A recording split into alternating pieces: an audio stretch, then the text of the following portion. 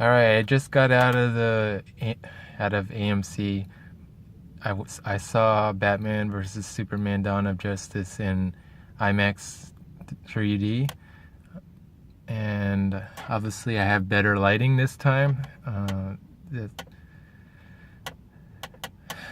My opinion is it's way better the second time around I loved it the first time, but man,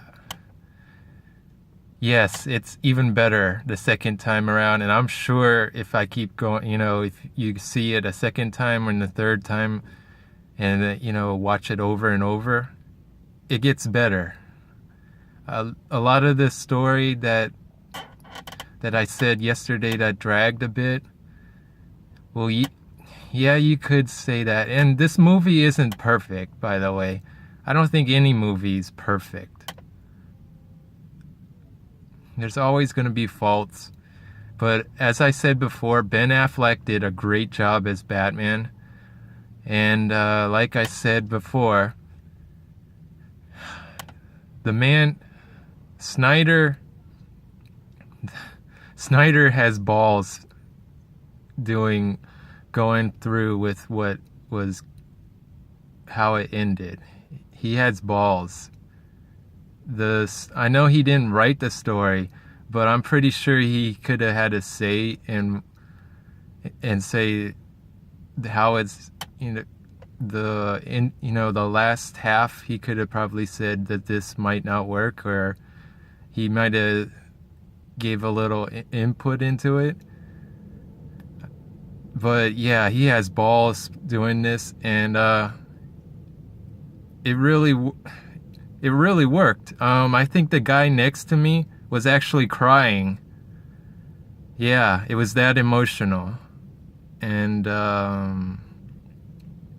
yeah, it's really touching. Then, like I said before, the action sequences and the all out in fight is, the fighting that takes place is done very well. I really enjoyed watching the two go at each other, and obviously Wonder Woman's there, and I'm not gonna reveal why she's there or how. And there's 3 cameos. Some people complain that because of the email, that's basically the introduction. But honestly, the movie's not about those 3. It's not about Aquaman, Cyborg, and Flash. Those are the 3 they show. That has nothing to do with this, not really have anything to do with this movie. It's just the setup for the next movie. It's kind of like the end credits for Marvel. So, obviously, we already know Justice League is coming. Justice League Part 1 and Part 2, apparently. It's got 2 parts. We don't know the villain. And we know Cavill, Affleck, and Gadget, and Momoa, and I'm not sure who the other 2 are played by. But, yeah, we know those people will appear. And I'm pretty sure Lois Lane is going to be in the movie. I'm not sure about Perry White or Martha Kent. I'm pretty sure since Batman's in it, Alfred, which I forgot to tell you about, Jeremy Irons did good as Alfred, in my opinion. He portrays it different. He doesn't seem like a butler character. He seems more like a kind of bodyguard-ish kind of character. But all in all, I think the critics, don't listen to the critics. The critics seems like they had, their mentality seemed more along the lines of, they might have not wanted it so dark, because it is a dark movie. Despite the PG-13, it pushes the PG-13 rating, in my opinion. I mean, maybe if you went back in time and brought this movie to the era where it was Indiana Jones and stuff like that, where it pushed it to PG-13. I think maybe this movie back then would have gotten an R. I'm not sure how they got a PG-13. I mean, it's not like it's swearing and stuff like that. I wouldn't say it would be a hard R. It's just like, it really pushes the PG-13. It's a dark movie. It has I can't say that. It has depressing elements in it. It's not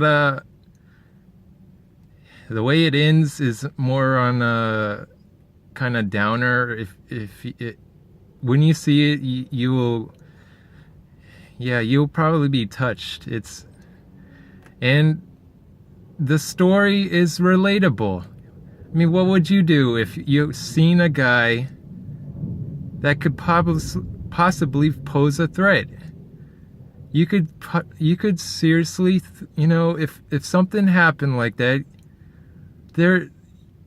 you would probably react like something like Bruce Wayne. The way he reacted is perfectly legitimate. And I can relate to that. And I can accept what he's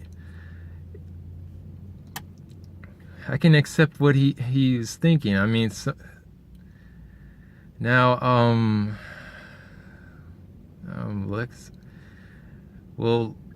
obviously Lex Luthor pulled the strings a bit, and upon the second viewing, I kind of understood what was going on better, and I could see everything playing out better.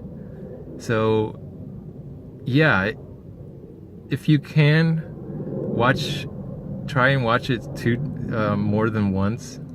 I mean, I hate recommending that because you have to shell out $11 or something. Well, let's just go with that.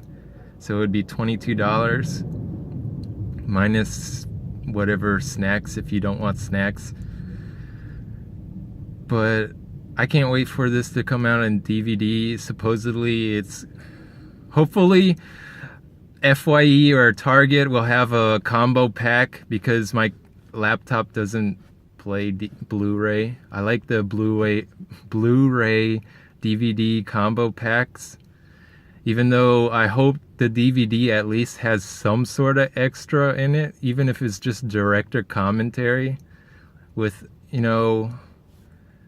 I seriously hope, I hope there's a DVD Blu-ray combo thing.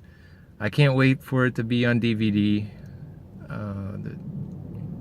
It will be exciting to see it again. I mean, I can probably go. I mean, I already went to see it 3D, and I already commented it's the 3D element in that part. I'm not talking the Imax 3D. I'm talking the 3D that I saw yesterday. I didn't really notice any 3D elements, which was kind of disappointing. I guess, I don't know. Maybe it's just me. But the IMAX 3D, I recommend seeing it like that. The clarity and picture is awesome. The sound is awesome. And, let's see. Oh yeah, let's see. The Batman, the one problem that I get it more now, but the dream sequence, there's a dream sequence in it that's kind of puzzling. But I think, well, first, I think this might be a spoiler, but then you might not understand it anyway, just like I kind of didn't understand it the first time. But I believe that's the Flash who comes. I'm not sure if it's like a vision that Bruce had while he was in the Batcave trying to run an encryption on the information that he needed from LexCorp. The scene was, I guess the Flash came back, or there's been in comics and stuff where the Flash can appear or go venture into the past and relay a message. So he relays a message. It's kind of almost garbled, I guess, but it's something like Lois. Lois is the key. It's sort of confusing, but I think it has something to do, set up with the next movie, the Justice League something. It kind of screamed, especially his dream sequence where he's in this the Bruce's character, Batman, is basically, it looked like a apocalyptic world where Superman basically it's basically like Injustice Gods Among Us, if you played that game. But I think this dream sequence actually added a lot of fuel to the fire. So I didn't know what to think about that the first time, but honestly that scene actually is necessary as much. Yeah, actually I don't remember any scenes that I saw this today after wondering, about the scene yesterday. I think a lot of the movie that I saw couldn't be cut out because all the scenes were pretty much necessary. I mean, the perspective from Bruce's angle of the Metropolis incident was well done. I appreciated that. They connected they briefly showed what happened, to Bruce when he was 8 or 9, or it's kind of, and they related that.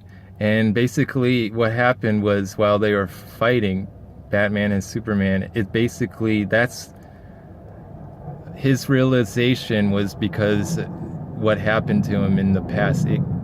I think that's basically what Superman was doing. He didn't really want to fight. He was trying to get Bruce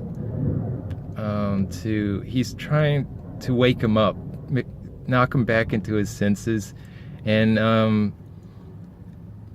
the finale of that particular fight, he does, in a way, but I'm not going to tell you how he does, but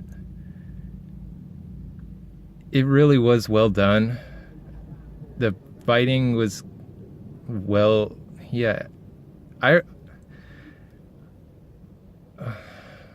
I'm just, this is the type of movie where you're almost speechless, because I really enjoyed it. I'm like, wow, really, the excitement it lived up to whatever excitement I actually had. So I recommend it. I recommend seeing it more than once if you have the time and if you want to spend the money to do it. But if you want, watch it twice.